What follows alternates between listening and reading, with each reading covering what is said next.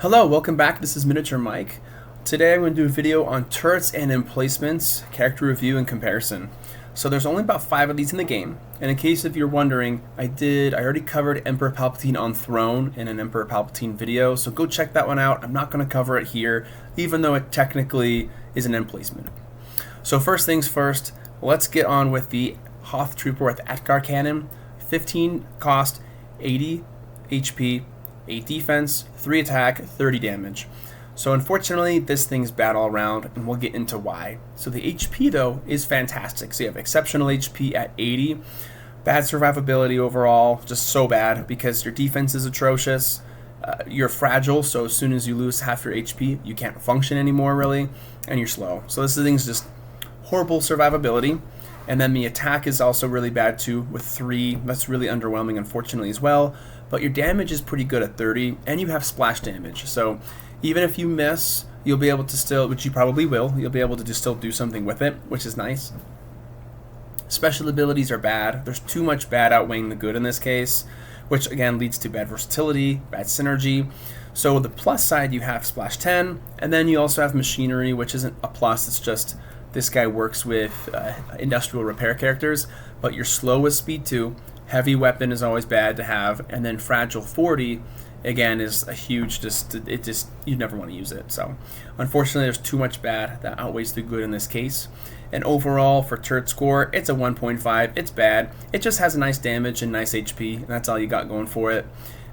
Pretty cheap to pick up. And then the cons, it just has horrific reliability and survivability.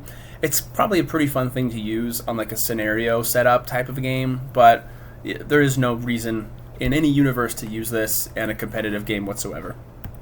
Next, we have the Snowtrooper with E-Web Blaster. 18 cost, 60 HP, 11 defense, 4 attack, and 30 damage. So definitely a little bit better. Well, some of those cons are gone that we had before, but some of them remain. So with this guy, he's poor, still got a lot of problems, but not nearly as bad as the Atgar cannon. The HP is still pretty dang good, so costing 18 with 60 HP, I still like it. Survivability is still terrible, so bad defense still. You can't move really, you have speed 40, but it's technically not as bad as the Atgar cannons, but it might as well be. They're both just awful, so bad survivability across the board.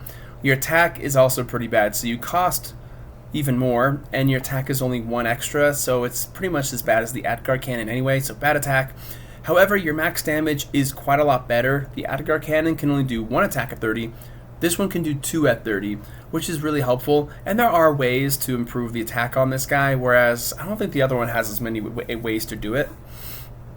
So this one as well, so exceptional max damage. The special abilities, unfortunately, are pretty poor. Not quite as bad because there's not as much working against you, but there's still plenty. The ability synergy is poor, bad versatility. So the ability synergy is poor rather than awful, simply because you have double attack. Like you're gonna end melee, and heavy weapon, so you're not gonna move anyway to shoot. But because you don't, at least you get double attack, so that's helpful. And then the turret score, it's poor.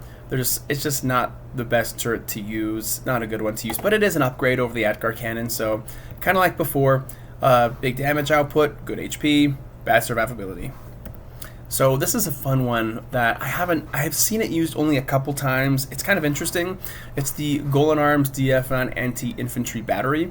I think it's actually pretty good. There has a lot of good things going for it, that even though this is an emplacement and cannot move, it's kind of fun. So hit points wise, its HP is insane. So for a 26, you have 120 HP, which is well above what characters normally have. Range characters that cost 26, they'll probably be like in the 60s or 70s maybe. So they'll have half that HP. Plus, when it comes to survivability, because of emplacement, that is bad. You can't move. However, you do have damage reduction 10, so that 120 HP might get stretched into quite a bit more HP than that, which is very helpful. And then the defense of 12 isn't good, but if you set up correctly, you'll probably have 16 HP in a lot of situations, just because it's pretty easy to partially conceal a huge character base because of just because of how big it is. Your attack of 10 is also pretty great too. Having 10 attack is definitely on the high side, even for someone this cheap, so good chance you'll actually hit targets. But your damage potential is tricky, so you're only doing 20 damage, but you have splash damage in this case, so you're actually quite likely to hit the target and do the splash damage, as opposed to the Atgar cannon, which will not hit the target and just do 10 damage. I would like it if this thing had twin attack, simply because like when you're playing Star Wars Battlefront 2, you know, for example, that's like one of the few instances you see it. In Star Wars Battlefront 2, it has a very fast rapid fire anti-infantry attack, whereas the Atgar cannon's more of like the anti-vehicle cannon. So I think it would have been nice. Maybe it would have been too much for this, or you'd have to change the cost, but I think it would have been helpful to improve this just a little bit. But it is what it is. Your special abilities I think are good overall, mostly because you have splash damage, and then damage reduction 10 are very helpful, and that kind of is counteracted by the fact that it is in emplacement. You can't move it, so you have to play very defensively in this case.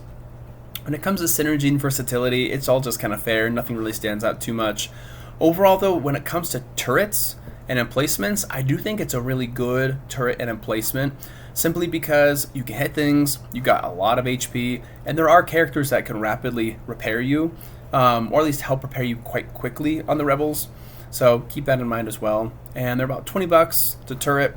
The pros, very hardy due to HP and damage reduction and decent attack. Its cons, it's still pretty easy to hit and it's immobile, so just kind of have to remember that. And it's not going to work on all maps, of course.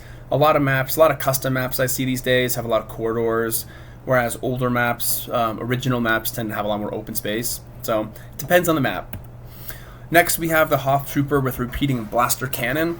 This, in my opinion, is kind of the best version of like the E-Web blaster, Atgar cannon type thing.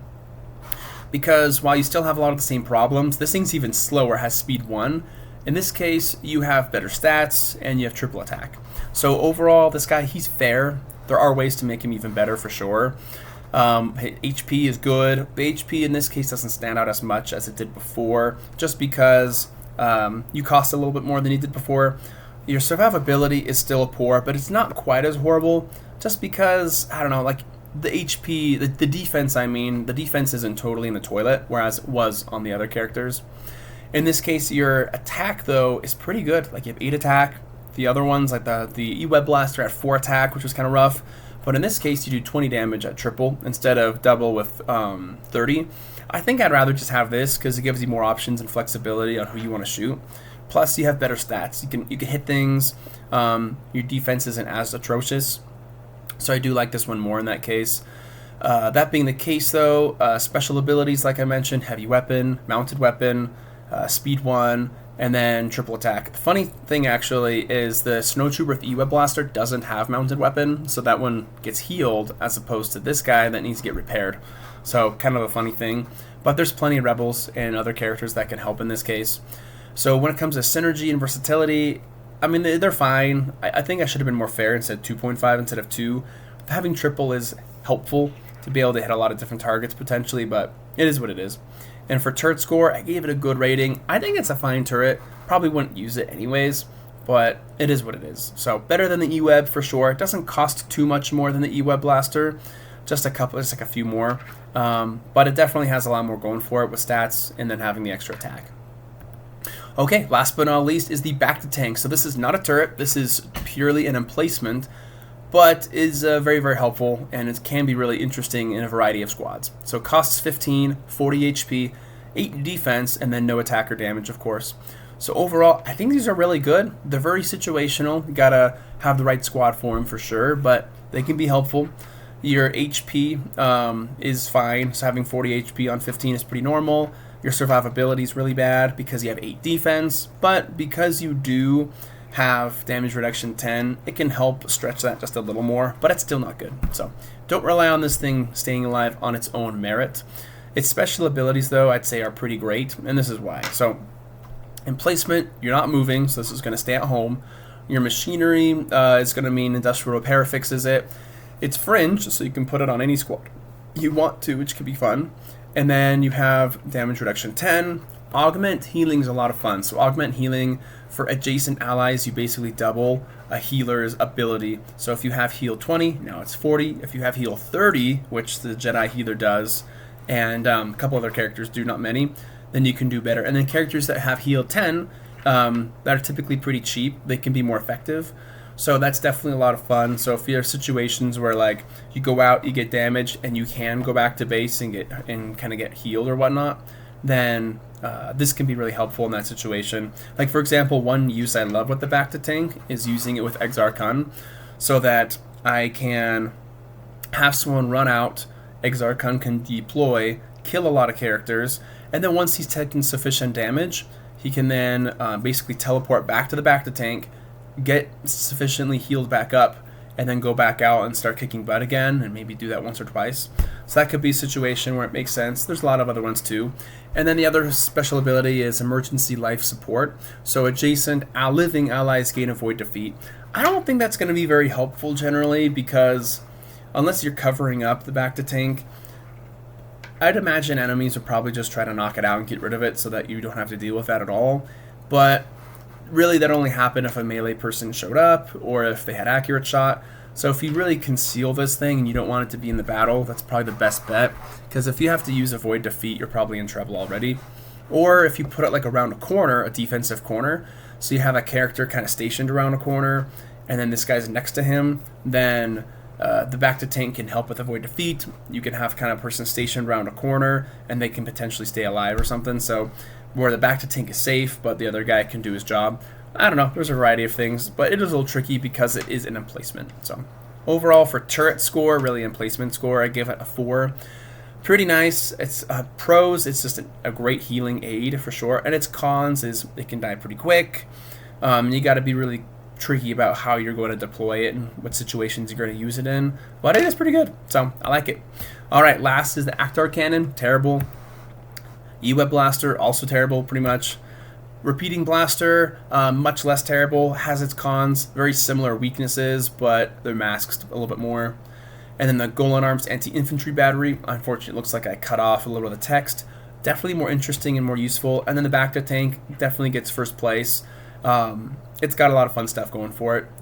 So here's my final kind of matrix of everything. Typically these emplacements, they rely on damage, they rely on HP, and that's pretty much it. So that's kind of what we're looking at there. And I hope you guys enjoy this video. I'll leave it at this. Feel free to take a look. Definitely like, subscribe, and comment down below on what your thoughts are on these turrets. Do you have any fun scenarios that you like to roll them in? Ideally, I don't think you'll use probably any of these competitively, except maybe the Bacta Tank or the Golan Arms if you're creative. But I'd love to hear your thoughts. Anyways, with that being said, I will let you go, and have a good one.